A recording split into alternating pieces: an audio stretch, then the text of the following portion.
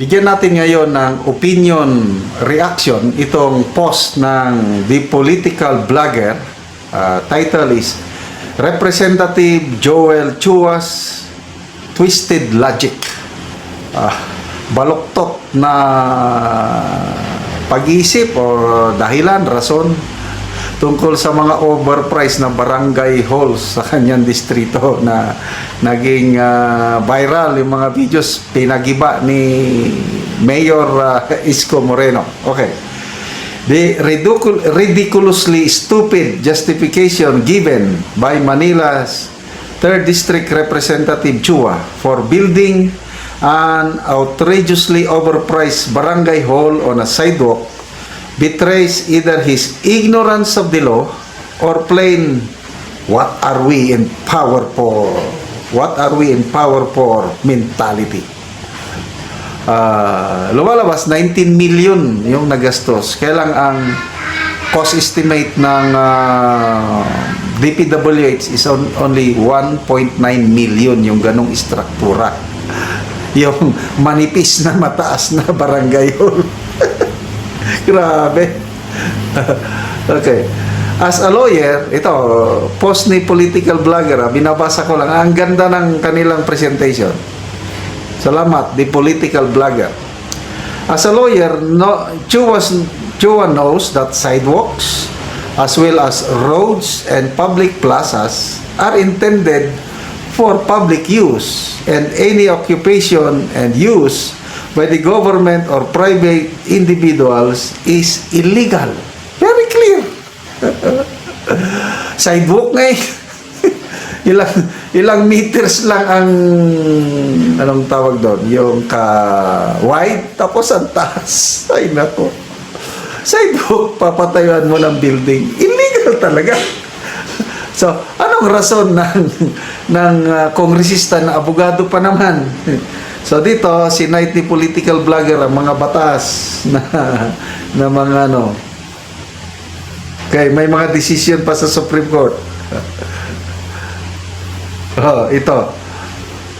Ito na. Number 1, mga rason niya. Number 1, he claimed that putting up the barangay hall on a sidewalk in front of a school is beneficial to students. Anong beneficial? Isn't it great that the barangay hall is right in front of a school so that the students can easily run there to ask for help if problems arise? Sabi niya. Anong sabi ni Political Bloggers? Tanjei ka. Tanjei. Your excuse is crooked, Mr. Congressman. That you are a lawyer makes it worse. This is gross ignorance of the law. Nung narinig ko ito, yung ini-interview siya, sabi, kumambot na lang ako ng ulo. Tapos may napanood akong Facebook reel, isang ordinary citizen lang. Nagpapahayag siya ng kanyang pagkadismaya sa sila. Grabing makabatikos kay BP Sara. Yung paggamit ng confidential, akala mo kung sino silang malinis. Tapos, ganito lang ginagawa pala nila. Sabi ko, nga no. Grabe talaga. You are accusing somebody. BP Sara, ano ka? Waldas ka. Anong ginawa mo doon sa inyong confidential funds? Tapos yun pala, mga barangay hall overpriced, tapos ipinapatayo sa mga sidewalks. Tapos ang rason na, para sa security ng estudyante. Ay, grabe, Unbelievable. Unbelievable. Sabi ito, you claim that it will benefit the students in terms of giving them a sense of security. That doesn't accept the project from the provisions of the law. Read the jurisprudence. Another reason he gave was that Manila simply lacks the space to situate such projects. Maliban sa security ng mga estudyante, wala na daw ibang lugar. So kung wala nang ibang lugar na pagpatay ng barangay hall, i-violate mo na ang batas sidewalk para magpatay ng ganon? Ganon ba yun? Wala na. Hindi mo na talaga. Ganito na pa ang ating mga kongresista.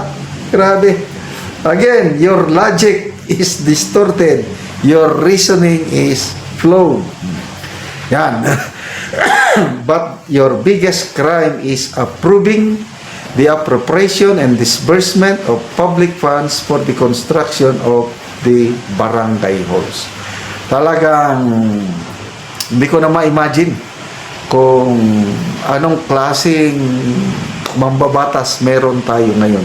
Itong ganitong logic, pag-iisip.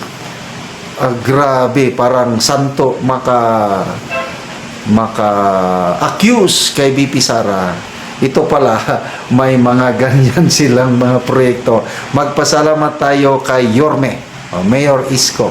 Huwag niyong gagawin yan sa panahon ko, kundi iboboyo, itotoyo. Hindi ko maintindihan yung language, Hindi kayo pwede sa akin. Ayun, ganon.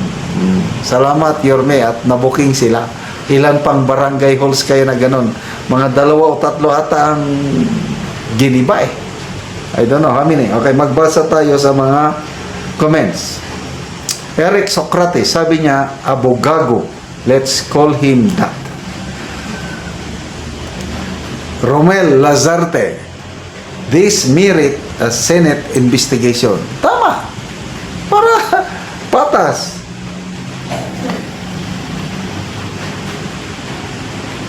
Bring him back. Sabi niya, the legacy of the Marcos and Aquino. Alberto Quiamas, lack of space, but still there must be a proper solution, not for corruption. Paul Bernabe, can this be a reason to disbar him and kick him out of being a congressman as well? Pwede kaya? I don't know. Pwede siguro magsampa ng reklamo sa Supreme Court. Eugene De La Paz, he should be investigated by TWADCOM.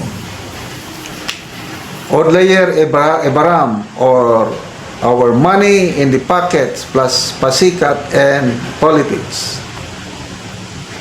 Okay. No investigation ba dyan? Yan, dapat imbestigahan. Di ba? Anyway, salamat sa political blogger na nagpo-post ng mga ganitong opinion.